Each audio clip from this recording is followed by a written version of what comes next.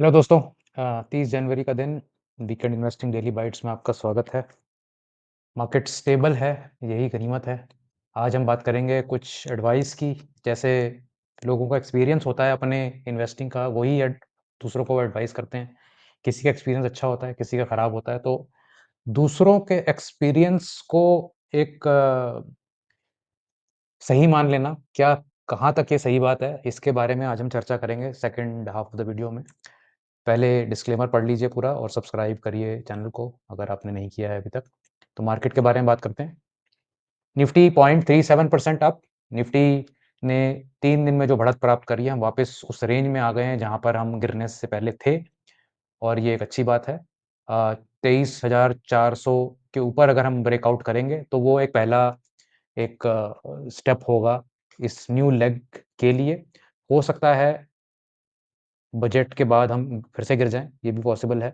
लेकिन अगर कुछ ऐसी सरप्राइज़ एलिमेंट आ गया बजट में, तो मेरे को ऐसा लगता है कि 23,700 या 24,000 की जो लेवल है, वो बहुत जल्दी आ सकता है, अगर ऐसा कुछ सरप्राइज़ हुआ तो। निफ्टी जूनियर में कोई बढ़त नहीं आज मिली, बढ़ा था लेकिन वापस गिर गया गैप क्लोज़ करके 0.08%। मिड कैप्स में भी 0.17% गैप क्लोज़ ही हुआ है आज, तो या तो ये जो बढ़त आई है 2-3 दिन से, ये सिर्फ़ इन गैप्स को क्लोज़ करने के लिए आई है और ये वापस बहुत जल्दी गिर सकते हैं, ये भी एक पॉसिबिलिटी है। और स्मॉल कैप्स में तो गैप क्लोज़ भी नहीं हुआ है, 0.18% डाउन। कोई ख़ास बढ़त इसमें नहीं आ पाई आज स्टॉक्स में भी, स्टॉक स्पेसिफ़िक में भी। बैंक निफ्टी ओनली इंडेक्स है जिसने 4 दिन अब लगातार अपने ओपन से बढ़त ली है। 0.3% अब 49,300 का लेवल आ गया है और 49,700 या 800 के ऊपर कुछ कॉन्फिडेंस आना शुरू हो जाएगा बैंक निफ्टी के अंदर। अगर हम एडवांस डिक्लाइन देखें तो काफ़ी बराबर एडवांस डिक्लाइन 230, 268 एडवांसेस, तो एक स्टेबल मार्केट थी। हीट मैप देखें तो ये भी काफ़ी स्टेबल, कुछ रेड, कुछ ग्रीन, बजाज फिनसर्व, टाटा मोटर्स जैसे स्टॉक्स में ज़्यादा गिरावट, अडानी एंटरप्राइज़ में गिरावट, भारती एयरटेल, ओएनजीसी, रिलायंस, सिप्ला, पावर ग्रिड, बीईएल, नेस्ले, महिंद्रा एंड महिंद्रा इनमें बढ़त, बजाज फाइनेंस में भी बढ़त। निफ्टी नेक्स्ट 50 में आप देखें तो public sector stocks, PFC, IRFC, HAL, IRCTC इनमें बढ़त, आईओसी, नौकरी, डिवीज़ लैब इनमें भी बढ़त और ज़ोमैटो, एलटीआईएम, एबीबी में काफ़ी ज़ोर की गिरावट, अडानी पावर, अडानी ग्रीन इनमें थोड़ी-सी आज गिरावट रही। जो सेक्टोरल ट्रेंड्स हैं, पब्लिक सेक्टर एंटरप्राइज़ स्टॉक्स में सबसे ज़्यादा तेज़ी रही है आज 1.9%, real estate third day running 1.8%, energy 1.3%, pharma में कुछ वापसी आई है 1.2% और सबसे ज़्यादा जो गिरे हैं आज सेक्टर्स वो हैं आईटी स्टॉक्स 1.1% और ऑटोज़ 0.4%। तो रिकवरी रिवर्जन टू मीन हो रहा है, तो अब आप हफ्ते भर में देखें तो मोस्टली सारे सेक्टर्स प्लस माइनस 2% के अंदर आ गए हैं। रियल एस्टेट थोड़ा-सा आगे है, फार्मा थोड़ा-सा नीचे है और पिछले 1 महीने में देखें तो मोस्टली सेक्टर्स 2 से 4% की गिरावट में है, लेकिन रियल एस्टेट और फार्मा सबसे ज़्यादा गिरे हुए हैं। तो कोई पॉज़िटिव ट्रेंड बहुत ज़्यादा कहीं निकल के नहीं आ रहा है अभी तक और इसके लिए हमें वेट करना पड़ेगा। पब्लिक सेक्टर स्टॉक्स में ये सारे स्टॉक्स थे, जिन्होंने आज थोड़ी बढ़त प्राप्त करी और बजट से पहले 1-2 दिन 1 दिन का ही टाइम रह गया है, तो इसमें ये लाज़मी है कि कुछ पब्लिक सेक्टर स्टॉक्स में एक्सपेक्टेशन बने कि भई शायद कुछ डाइवेस्टमेंट प्रोग्राम आगे बढ़ जाए, शायद कोई नई इन्वेस्टमेंट्स अनाउंस हो जाएँ बजट में, इसलिए ये बढ़ रहे हैं। तो आज हम बात करेंगे एडवाइस की कि जो भी मार्केट का एक्सपीरियंस्ड इन्वेस्टर होता है, वो अपनी एक्सपीरियंस की बेसिस पे दूसरे को एडवाइस देता है। तो जैसे कि एग्ज़ाम्पल लेते हैं कि सपोज़ कोई मेरी ऐज का अगर कोई इन्वेस्टर है और उसने लेट्स से 97 में अपना करियर शुरू किया मार्केट्स में। मैंने 95-96 में किया था, लेकिन चलो मान लेते हैं 97 में किया। तो पहले साल में नाइ 16% की गिरावट थी।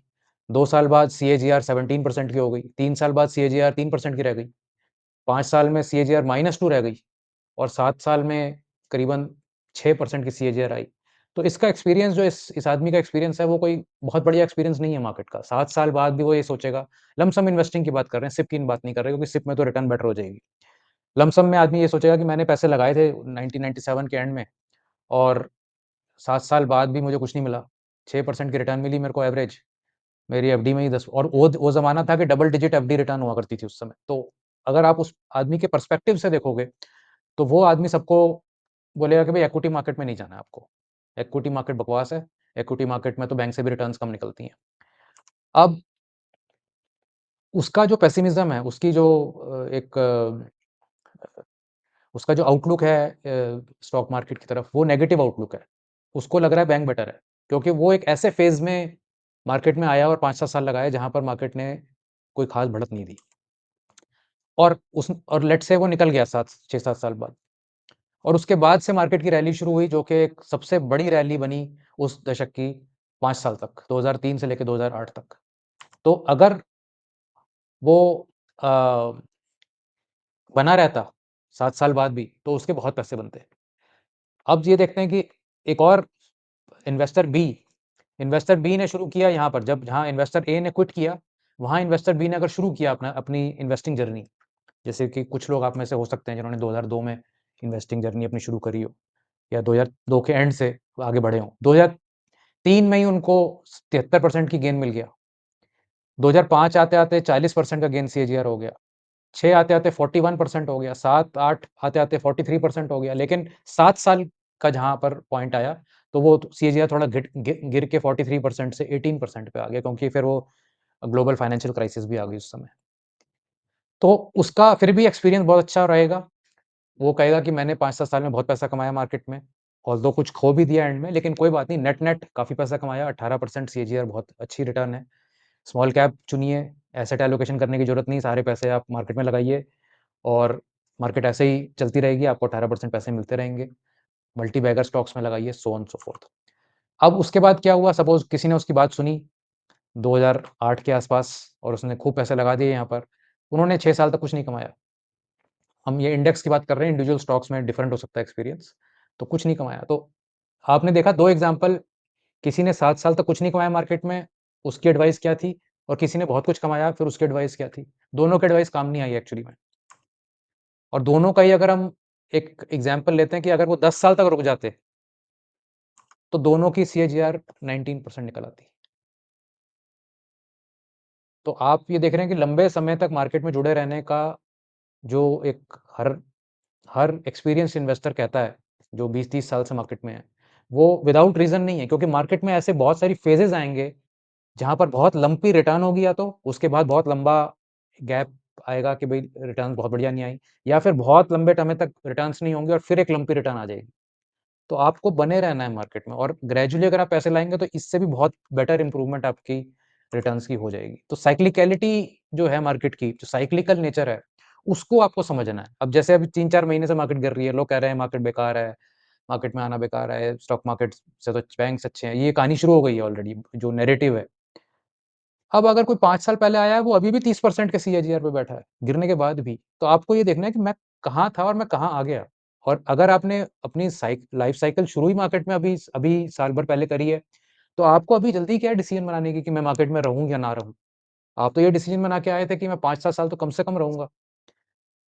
और अगर आप यंग हैं, 20s में हैं, 30s में हैं, फिर तो आपको 20 साल की आउटलुक होनी चाहिए। आप जल्दी क्या है आपको, मेरे ख्याल से मार्केट से पैसा निकाल के आपको कहाँ जाना है? तो ये कंपाउंडिंग की जो जर्नी है, ये लंबी जर्नीज़ हैं।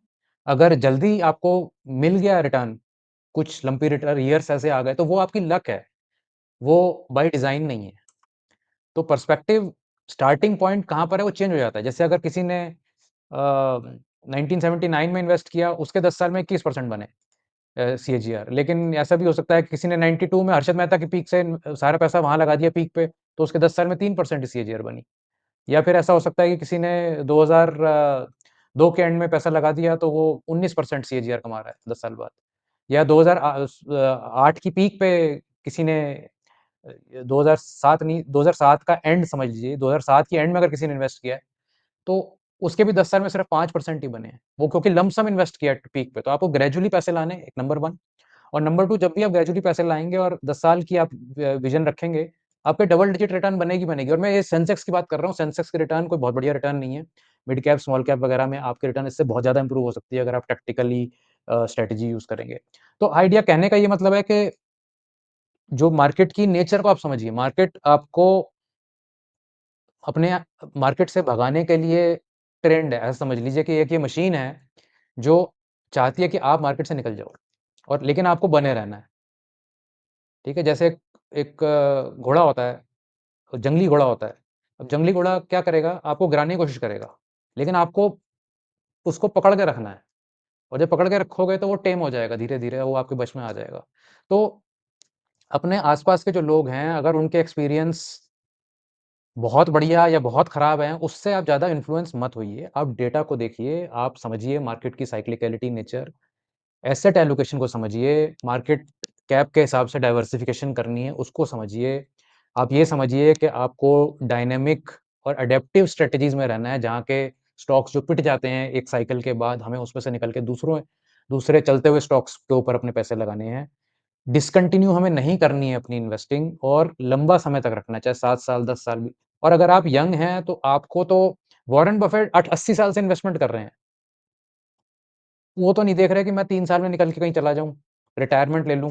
जो आजकल की कहानियाँ यंग लोगों में मुझे सुनने को मिलती हैं कि भई रिटायरमेंट ले लो। सबसे जल्दी लोगों को रिटायरमेंट चाहिए, fire there is a fire to get fired. तो ये सब मेरे हिसाब से बेकार की बातें हैं। आप मेहनत करिए, काम करिए, जिस भी प्रोफ़ेशन में उसमें अपना नाम और काम कमाइए और साथ में इन्वेस्टिंग करते रहिए। वो एक अलग आपकी एक एक बैकअप बनती चली जाएगी कि आप डिसीज़न्स बढ़िया ले पाएँगे अपने करियर में। सपोज़ आप 40-45 के हो गए और आपके पास एक अच्छा कॉर्पस बन गया साइड में, तो आपको फिर डर नहीं रहेगा कि मेरी जॉब मैं कोई रिस्की वेंचर भी ले रहा हूँ या मेरा चलो 6 महीने नहीं भी म काम करने का मन है या मैं अपना बिज़नेस शुरू करना चाहता हूँ। तो ये सब जो है कि भई मैं सब काम-धाम छोड़ के 32 की उम्र में मुझे रिटायर होना है, आज मेरी 24 की उम्र है, मेरे को बताओ 8 साल में पैसे कैसे बनेंगे? ये सब बेकार की बातें हैं, इसमें ज़्यादा अपना दिमाग मत लगाइए। तो लंबी कंपाउंडिंग की तैयारी रखिए। मुझे आज ऑलमोस्ट 30 साल हो गए मार्केट में। मैं ईज़िली रिटायर होके घर पे बैठ सकता हूँ, कुछ काम ना करूँ, ये कोई वीडियो ना बनाऊँ, कोई ज़रूरत नहीं है मुझे ये सब करने की। लेकिन क्यों? क्योंकि इंटरेस्ट होता है आपको आपको ज़िंदा रहने के लिए कुछ इंटरेस्ट चाहिए। आपको एक प्रोग्रेस चाहिए लाइफ़ के अंदर। नहीं तो बहुत ईज़ी है, आपको बीमारी लग जाएगी, घर पे बैठोगे आप वो कहते हैं ना idle mind is a devil's workshop. तो वो सिचुएशन में तो आपको पहुँचना नहीं है ना। तो आप ये बताएँ कि कैसे आपके जो करीबी लोग हैं, उनके इन्फ्लुएंस में आकर आपने क्या-क्या गलतियाँ करी? जो कमेंट्स में ज़रूर लिखिए और लोगों का भी भला होगा आपके कमेंट्स पढ़ के और मैं भी वहाँ पे आपसे जल्दी इंटरैक्ट करूँगा। लाइक और शेयर ज़रूर करिए इन वीडियोज़ को, सब्सक्राइब ज़रूर करिए अभी नहीं किया है तो और हमें फीडबैक ज़रूर दीजिए आपको कंटेंट कैसा लगा। Thank you, bye.